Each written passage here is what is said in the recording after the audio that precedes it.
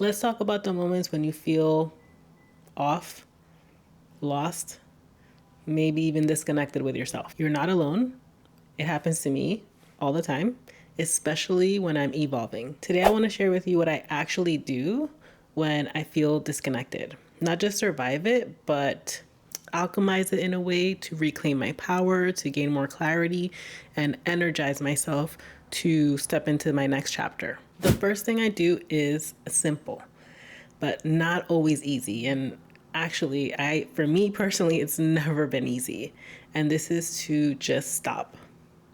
Stop distracting myself. This doesn't mean just stop, binge watching shows or over consuming social media. This can even look like things that seem productive. So, like over planning and trying to figure it all out. This doing, I stop because that is a form of distracting yourself. The reason it's distracting because it's your nervous system's way of trying to feel safe and trying to fix it right away, whatever it is that's going on. Instead, I just stop. I pause. I listen. I sit with the discomfort. I let myself feel whatever is under the surface. And again, this is not necessarily easy. I personally feel things very deeply, and this can feel very uncomfortable. But with practice, learned that it is safe to let yourself feel the grief, the anger, the sadness. I let myself cry. I let myself scream into a pillow if I need to. I let myself journal and just let myself feel it. I also sometimes request someone hold space for me, someone that I trust. I make sure that I'm clear with what I need, which is just to hold space and listen to me versus trying to fix me or give me, strategies on how to fix the issue. Just holding space so that I am sitting with it. I'm sitting with all those emotions and energy and thoughts. Feeling lost or disconnected is often just your soul telling you to listen because it wants to tell you something. So I remind myself of this when I'm letting myself sit with the discomfort, that I'm actually taking the time to listen to what my soul is trying to tell me. My second step is reconnecting with the truth. Once I've let myself sit in the discomfort, I reconnect with my essence, with my soul, with my intuition. I become resourced from all these things. I do this by sitting in meditation with that specific intention. I may light a candle. I may use a sigil. I may use intention oils. There are so many different tools that you can use, and it's even as simple as writing it out as a petition, as a claim, or saying it out loud. You are the sacred container. You are the energy. You are the magic. You are all of it. And so reconnecting with your soul, your intuition, your truth gives you this energy and resource to then take the next steps. This is when I remember that I am the opera in power, that I can let life shape me, but I can also choose to co-create with it. Yes, life is happening, and I'm also a creator. And if I decide to co-create with life, I can shift things to align more with what feels true to me. To reclaim that power, that sovereignty, I move, I dance, I breathe deeply. I connect with archetypal energies. I do a magical working. I let my body remind me that I am powerful. This is when I shift from surviving to thriving. I go from feeling powerless to fully knowing in my body, in my mind, in my heart, and my energy that I am sovereign. That was step number 3.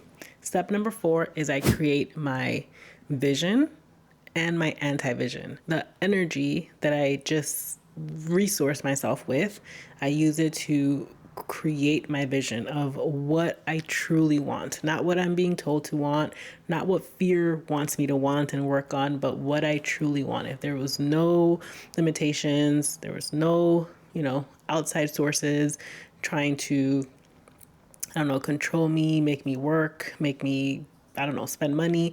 There was none of that. If I'm just sitting with myself, with my truth, there's no one watching, there's no one I need to impress, there's no one judging me. What do I actually want? And so I create that vision.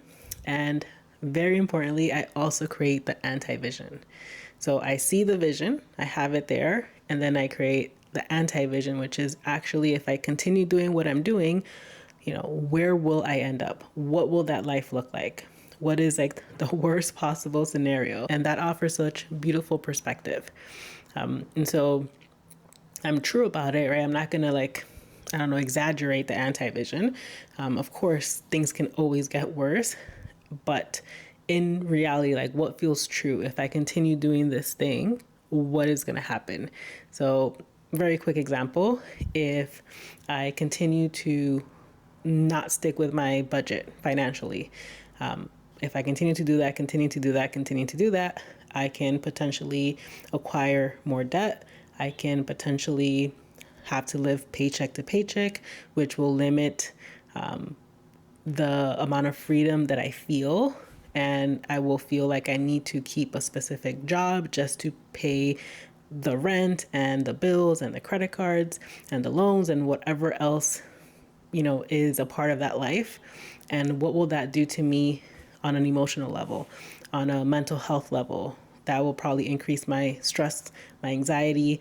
I will feel trapped. I already know that me feeling trapped is one of the things that gets me very emotional and sad, and my energy drops. I feel drained.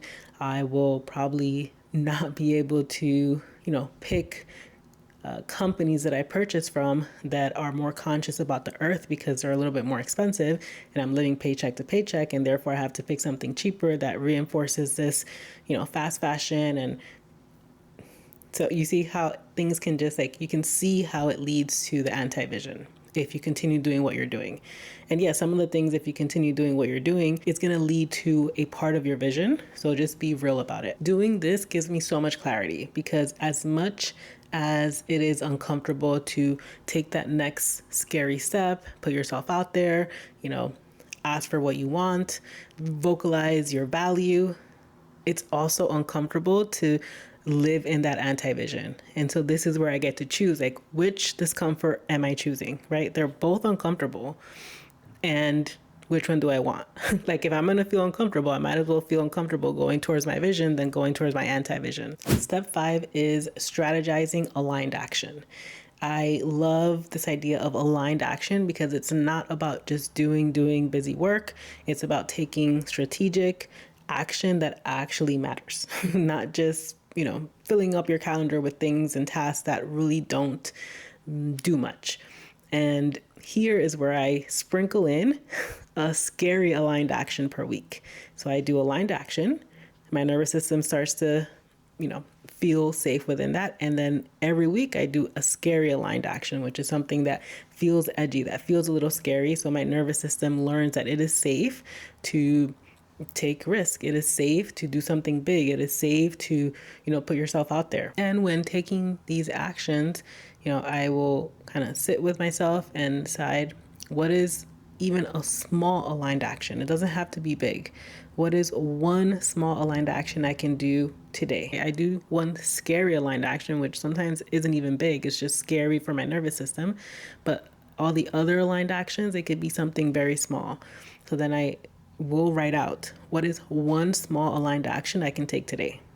What is one small aligned action I can take tomorrow?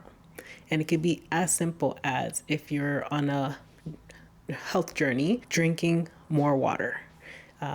It could be adding one serving of veggies to your dinner. It doesn't have to be something huge that is completely changing your kitchen and only buying, quote unquote, healthy foods. It could be something small, drinking an extra cup of water that day. Step number 6 is I commit and I move. I make it more practical. I bring it down into this 3D world. I put it on my calendar. I create space and prioritize these actions over all these other actions. Life is happening. There are a lot of things that we get to do, and this is a priority. So I make it a part of my life, and I don't overthink it. I, in the past, tend to overthink and try to make things perfect.